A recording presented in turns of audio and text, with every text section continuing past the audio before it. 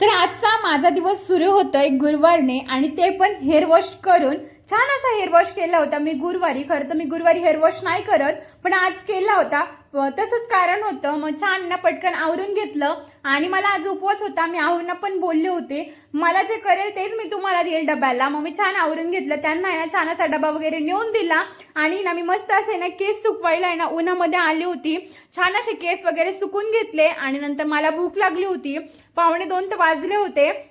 छान असं मी ना लगेच जेवायला घेतलं आणि माझ्या नंतर लक्षात आलं होतं की यार मी बटाट्यामध्ये ना शेंगदाणे घालायचं विसरून गेले होते. कारण म्हणजे विसरले नव्हते, तसं आहे ना मला आहोंना तसंच द्यायचं होतं आणि माझ्यासाठी शेंगदाणे घालायचे होते ते मी विसरले होते. मग आहोंना दिलं होतं मी तसंच, कारण ते जास्त काही शेंगदाणे मी देत नाही त्यांना. माझ्यासाठी शेंगदाणे टाकून घेतले आणि नंतर इकडे पुन्हा येऊन बसले. छान झाली होती शेंगदाण्याची चटणी, एकदम भारी झाली होती. कारण ती दही आंबट गोड असं तिखट मस्त लागत होती शेंगदाण्याची चटणी. सोबत ते बटाट्याची चटणी सुद्धा छान झाली होती. सोबत मस्त मी खाऊन घेतलं, ते छान एन्जॉय केलं. त्याच्यानंतर आहे ना पूर्ण रूम क्लीन करून घेतली, कारण इव्हिनिंगचा टाइम पण होत आला होता. छान असं रूम क्लीन करून घेतली, कारण आहो पण येणार होते 5 वाजता. मग मी पटकन आवरून घेतलं. पुढची रूम पण छान आवरली, भांडे वगैरे सुद्धा क्लीन करून घेतलं होतं. गॅस ओटा पण छान क्लीन केला होता. त्याच्यानंतर आहे ना इव्हिनिंगचा टाइम तसाही झाला होता. मग लगेच आहे ना देवासमोर मस्त अशी रांगोळी काढून घेतली, दिवा सुद्धा लावला होता. आज देवांना आहे ना मस्त स्नान घातलं होतं, छान वाटत होतं. लगेच स्वामींना मुजरा वगैरे करून घेतला.